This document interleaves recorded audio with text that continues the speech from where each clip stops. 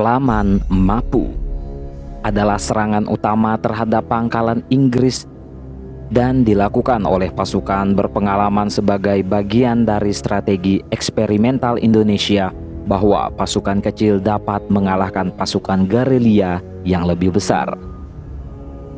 Serangan itu merupakan penjabaran lapangan dari keinginan politik Presiden Soekarno dalam konfrontasi dengan Malaysia.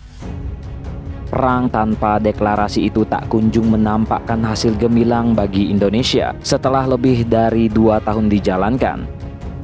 Sebaliknya, konfrontasi semakin mempersulit posisi politik Soekarno di dalam negeri karena perekonomian terkesampingkan dan adanya penentangan dari Angkatan Darat. Pos Pelaman Mapu yang terletak di atas sebuah bukit dipilih sebagai sasaran karena sering digunakan untuk mendrop pasukan elit Inggris SAS sebelum melakukan patroli di hutan-hutan perbatasan atau penyusupan ke wilayah Indonesia. Selain itu, pos tersebut juga dipilih jadi sasaran karena pada awal tahun 1965 dijaga Kompi B Batalion Kedua Resimen Parasut atau 2 Para Angkatan Darat Inggris yang personilnya minim jam terbang. 15 dari personil Kompi B masih berusia 18 sampai 19 tahun dan baru saja menyelesaikan pendidikan singkat Jungle Warfare di hutan Semenanjung Malaya pada Februari. Untuk mewujudkan rencana itu, RPKAD mengirimkan 1 batalion dari grup 2 pada Februari. Setelah mendarat di Pontianak, mereka berjalan kaki menuju pos di Balai Karangan. Dari sana mereka terus melakukan pengintaian ke pos terdepan Inggris dan mengonsep serangan. Mereka mendapat ada hari-hari di mana pos Inggris hanya dijaga oleh 1 peleton karena 2 peleton lain berkeliling patroli.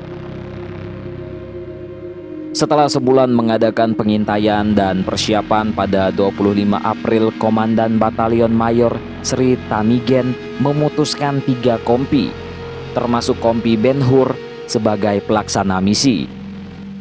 Sementara 1 kompi lain bersiaga di wilayah Indonesia.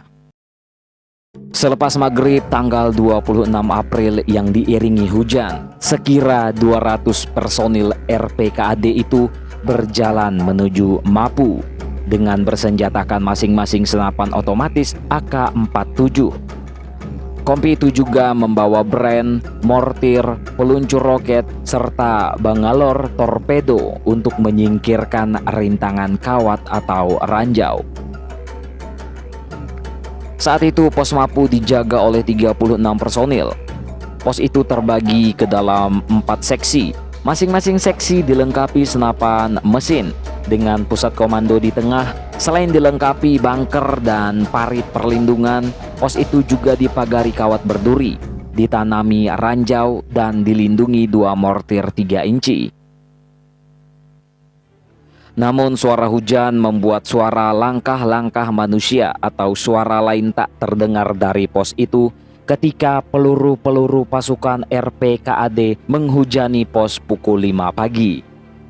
Dalam kegelapan total dan hujan lebat, pasukan parasut Indonesia menyerang Pelaman Mapu dengan kekuatan penuh senjata superior mereka, menembakkan artileri, mortir, senapan mesin, dan roket langsung ke salah satu segmen Inggris.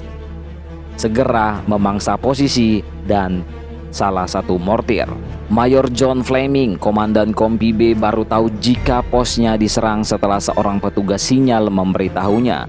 Sambil meletakkan kainnya di atas sarung yang ia kenakan, ia keluar ke malam yang basah diterangi ledakan, tracer dan suar. Kedua tangki air tertembak, seperti juga area di sekitar menara penjaga. Meski personil paranya berdiri dengan cepat, sebuah mortir membunuh prajurit Smith dan melukai 2 lainnya ketika mereka bergegas ke mortir di dekat gudang. Seluruh personil di pos Inggris kaget dengan serangan kilat RPKAD itu dan secepat mungkin meraih senjata untuk mengadakan perlawanan. Serma Williams langsung berlari menuju sektor tempat pertempuran berlangsung. Ia bertemu prajurit Kelly, seorang penembak mesin dari bunker yang telah diserang. linglung karena kepalanya tertembak 2 kali dan terus mengacungkan pistol Browning 9mm ke hampir semua yang bergerak. Williams dengan tenang melucuti dirinya dan menginstruksikan seorang prajurit untuk membawa Kelly ke pos komando tempat para korban yang sedang berkumpul. Mayor Fleming langsung melaporkan serangan itu ke atasannya, Letkol Ted Eberhardy. Karena setiap kali Fleming akan kembali ke lokasi pertempuran, dia dipanggil kembali ke radio. Dia lalu menyerahkan kepada Serma William. Ia berkeliaran meraih sebanyak mungkin prajurit yang bisa dikerahkannya dan berusaha membawa mereka ke posisi yang menguntungkan. Tetapi ketika dia melakukannya, pasukan Indonesia meledakkan mortir, menyebar prajurit dan hanya menyisakan 5 kaki. Pertempuran yang melibatkan pertarungan jarak dekat itu akhirnya berubah begitu fajar menyingsing dan pasukan Inggris mulai mendapatkan jarak pandang yang baik. Ketika pasukan Gurkha tiba untuk membantu pasukan pos jaga Inggris, sekira 2 jam dari awal pertempuran, pasukan Indonesia telah mundur. Pertempuran Plaman Mapu pun berakhir. Tentang ini bagaimana menurut kalian, coy?